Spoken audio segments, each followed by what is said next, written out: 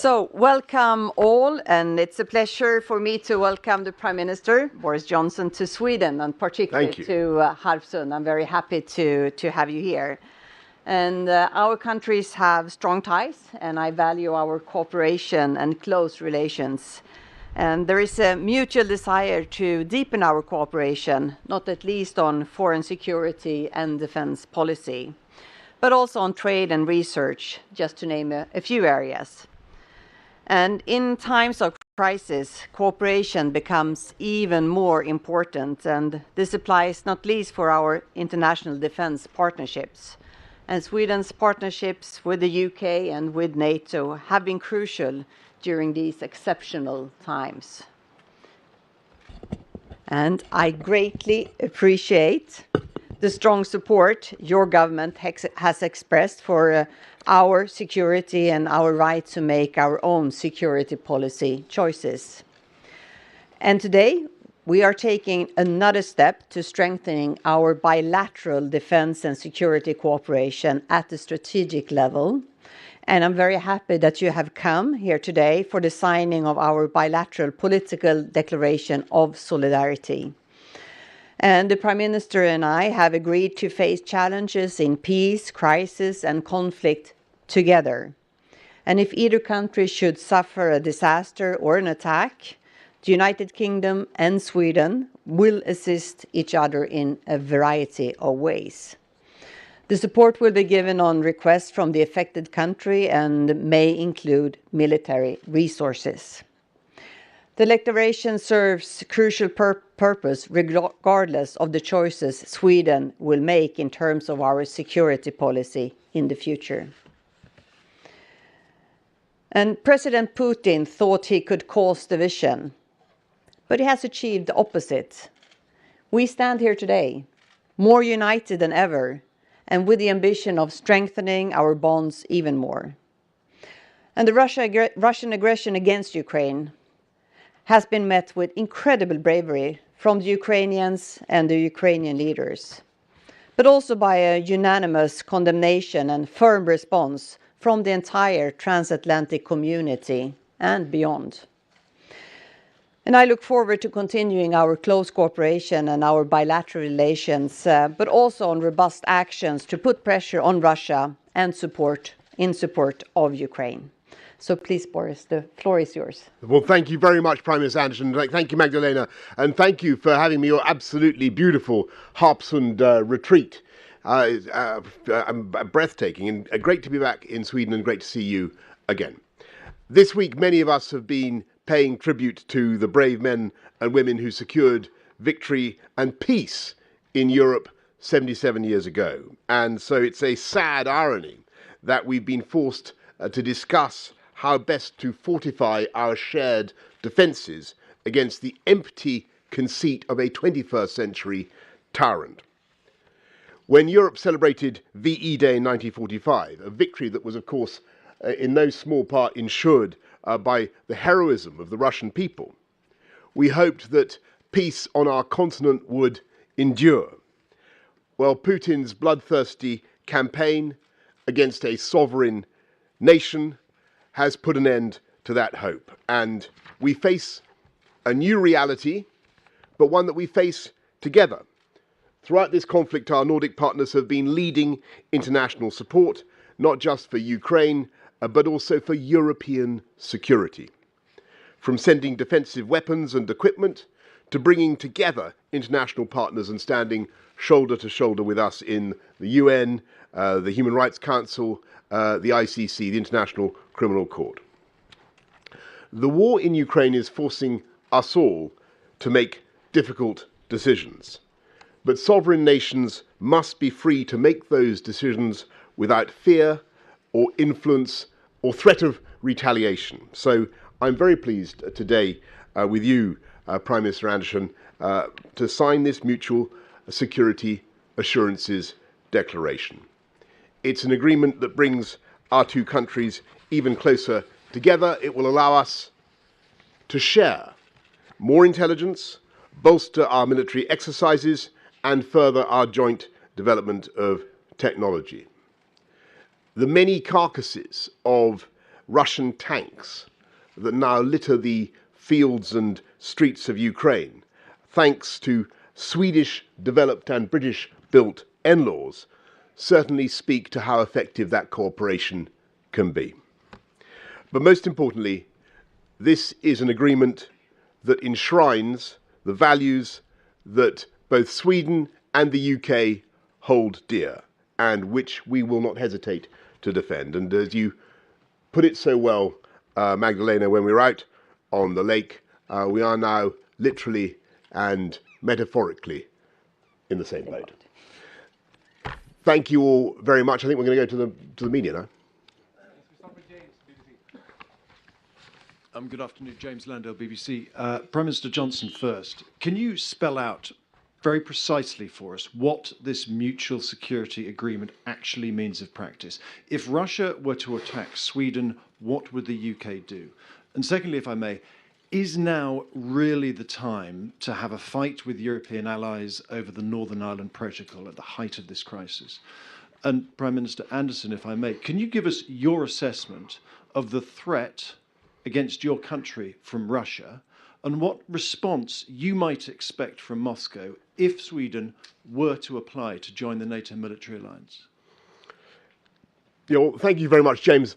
First of all, let's be clear that the friendship and the relationship between Britain and Sweden is decades old, and what we're saying and doing now is, in some ways, no more than a statement of the obvious, that two liberal democracies faced with an attack upon one of the other would want to come to each other's support. And whether it's in the event of a disaster or a military attack, what we're saying today is that upon request from the other party, we would come to the other party's assistance. And it's vital to state that, I think, now ever more important to state that now in the grim circumstances in which we find ourselves with the Russian attack on Ukraine. But it's also, I think, an important step forward, because this is an agreement on which we together intend to build, whether it's in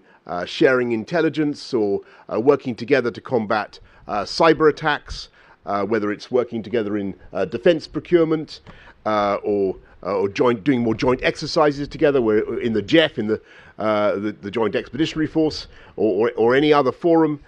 Sweden and the UK intend to do much more together, and I think the NLAW missile system really incarnates the kind of closeness that we see in our relationship, and that's what this is intended to underpin. It's the foundation stone, I believe, for an important development in our relationship. And on the protocol, you've all heard me say this many times. The most important agreement is the 25-year-old Belfast Good Friday Agreement. That is crucial for the stability of our country, of the UK, of Northern Ireland, and that means that things have got to command cross-community support. Plainly, the Northern Ireland Protocol fails to do that, and we need to sort it out. When it comes to threats from Russia, I mean, the tensions in this part of Europe and around the Baltic Sea has increased during the last years, given Russia's aggression towards Ukraine, also before the 24th of February, also the military buildup of Russia, and also a more aggressive rhetoric from Russia. And of course, after the 24th of February, tensions are even stronger or more difficult than before. And of course, looking at the Russian military forces right now, they are rather occupied in Ukraine. If Sweden decides to send in an application to join NATO, Russia have said that they will respond, but then exactly how they will respond is unclear. They have said that they will increase their military presence in this region if Sweden and or Finland sends in an application. Hello, my name is Ulf Ambreus Bonnevie from Swedish television. Mr. Prime Minister Boris Johnson, the question here in Sweden is what kind of aid can we expect if we were to be attacked in any way during the transition process until a full membership in NATO? Can you be a little bit more concrete on what type of aid you will be sending, if so? Will you send troops to Sweden, for instance? And to Magdalena Andersson, how safe can we feel today compared to yesterday after this agreement that you signed today? Thank you. Well, thank you very much. And I think the declaration really makes it clear. It's upon request of of Sweden, the UK will of course provide assistance. But what matters primarily is what Sweden decides to request. Or what we're saying is that we are long-standing friends of Sweden. We're massive partners and supporters of Sweden. We share the same ideals, the same values. Sometimes things should go without saying, but they're worth saying. It's worth emphasizing that if Sweden were attacked and looked to us for help and support, then we would provide it. But it's up to Sweden to make the request and to spell out exactly what support is requested. So are we safer with this declaration? Yes, we are. Of course, this means something, and this is important, whatever security policy choice that we will make in Sweden. If we want to join NATO, if we decide to keep outside NATO, this is an important joint declaration. But what is maybe even more important, is the fact that the Prime Minister is so engaged in the security of the northern part of Europe, and you have taken such an active role in this area, and we are very grateful for that. And that you're so clear that we share the same values and we stand together. Good afternoon, Nina Lloyd from the Press Association. Firstly, a question for both Prime Minister Johnson and Prime Minister Andersson. Will this declaration help Sweden, should it decide to apply to NATO, in the period after application but before accession, so-called grey zone, and how? And secondly, Prime Minister Johnson, the leader of the opposition, has said this week he would do the right thing and resign if he's fined over allegations of lockdown rule breaking. Do you think that's the right thing to do? And are you acting dishonourably by staying in number 10? Well, can I just say first on your question about Sweden and Sweden's security, there's a separate conversation going on here in Sweden, which I don't want to get into. It's a matter for Sweden. But what we're saying is, and about Sweden's future relationship with NATO, that's a matter for Sweden. But what we are saying emphatically is that in the event of a disaster or the event of an attack upon Sweden, then the UK would come to the assistance of Sweden with whatever Sweden requested. And we hope that that's a useful and important thing to say. And it's certainly, we regard it in the UK as important for us that Sweden is saying the same thing to us.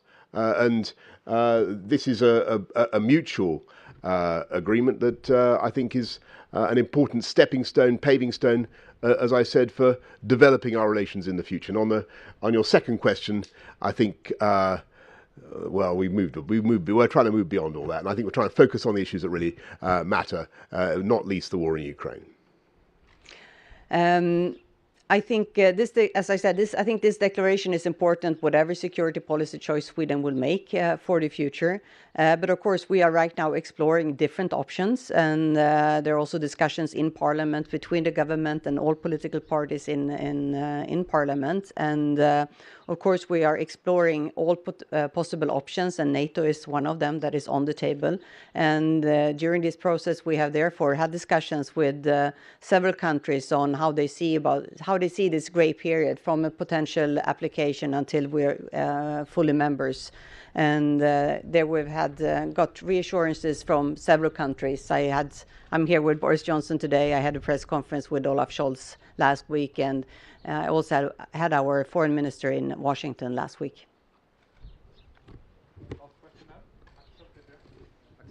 TV4. Mr. Boris Johnson, how strong is this declaration of solidarity